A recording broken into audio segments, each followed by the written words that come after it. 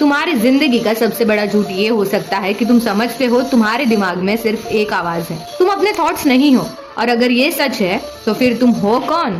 क्योंकि तुम्हारे अंदर एक इंसान फील करता है और एक सिर्फ देख रहा होता है। सोचो, जब तुम दुखी होते हो, एक पार्ट ब्रेन का दुख फील करता है, मैं दुखी हूँ, लेकिन एक और पार्ट होता है जो नोटिस करता है कि मैं दुखी हूँ।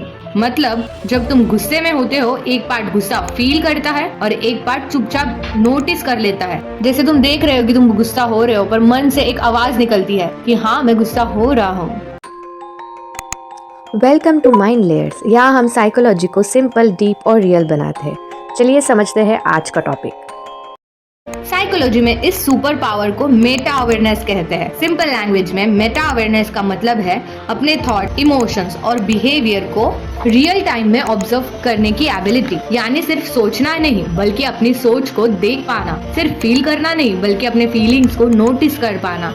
यही ऑब्जर्वर तुम्हें रिएक्शन और रिस्पॉन्स के बीच का गैप देता है। और रिसर्च ये दिखाती है कि जो लोग अपने इमोशन को ऑब्जर्व कर पाते हैं वो इमोशंस के गुलाम कम बनते हैं। ये कैसे होता है, चलो जानते हैं। तुम्हारे ब्रेन में रफली 2 सिस्टम एक साथ काम करते हैं। पहला, इमोशनल ब्रेन, जो फास्ट होता है। Emotional brain danger, fear, anger, excitement पर रिएक्ट करता है, जल्दी डिसीजंस लेता है, सर्वाइवल के लिए बना है। और एक होता है ऑब्जर्वर ब्रेन, जो स्लो काम करता है, सिचुएशन को देखकर एनालाइज करता है, मेरे अंदर क्या चल रहा है, नोटिस करता है। इससे सेल्फ रिफ्लेक्शन और मेटा अवेयरनेस आती है। इमोशन तुम्हारे अंदर तूफान क्रिएट करता है, मेटा अवेयरनेस तुम्हें उस तूफान को देखने की कैपेसिटी देता है।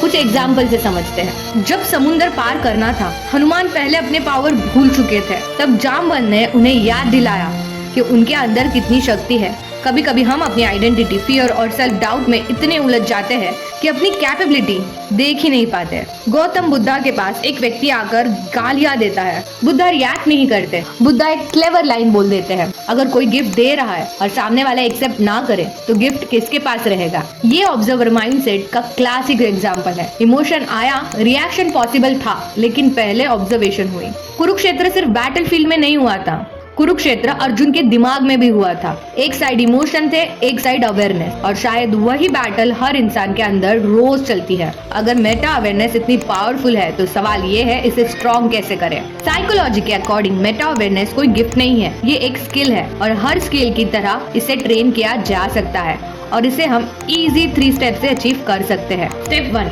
इमोशन को नाम दो। अगली बार जब इमोशन आए, ये मत बोलना मैं गुस्से में हूँ, बोलो मेरे अंदर गुस्सा आ रहा है। ये छोटा सा लैंग्वेज शिफ्ट तुम्हें इमोशन से अलग कर देता है। तुम इमोशंस नहीं हो, तुम इमोशंस को एक्सपीरियंस कर रहे हो। Step 2, observer question. दिन में 2-3 बार रुक कर सिर्फ एक सवाल पूछो, अभी मेरे दिमाग में क्या चल रहा है। बस ऑब्जर्व करो, फिक्स मत करो, जज मत करो, सिर्फ नोटिस करो, जैसे साइंटिस्ट माइक्रोस्कोप से देखता है। Step 3, 5 second rule. रिएक्शन से पहले 5 सेकेंड्स रुक जाओ। जब कोई ट्रिगर करे, रिप्लाई देने से पहले 5 सेकेंड रुक जाओ। ये 5 सेकेंड्स तुम्हारे इमोशनल ब्रेन और ऑब्जर्वर ब्रेन के बीच में एक ब्रिज बना देता है। इस गैप में बेटर डिसीजंस पैदा होते हैं और धीरे धीरे एक अजीब चीज होने लगती है। प्रॉब्लम्स गायब नहीं होती, स्ट्रेस भी पूरी तरीके से खत्म नहीं होता, लेकिन तुम्हारे इमोशंस के बीच में डिस्टेंस बढ़ने लगते हैं। मेटा अवेयरनेस वाले लोग इमोशंस को दबाते नहीं हैं, वो इमोशंस को देख पाते हैं, इसलिए उनके अंदर की दुनिया ज्यादा क्लियर होती है। और जब अंदर क्लियरिटी होती है तो बाहर के रिलेशनशिप, डिसीजंस और रिएक्शन भी बेटर होने लगते हैं।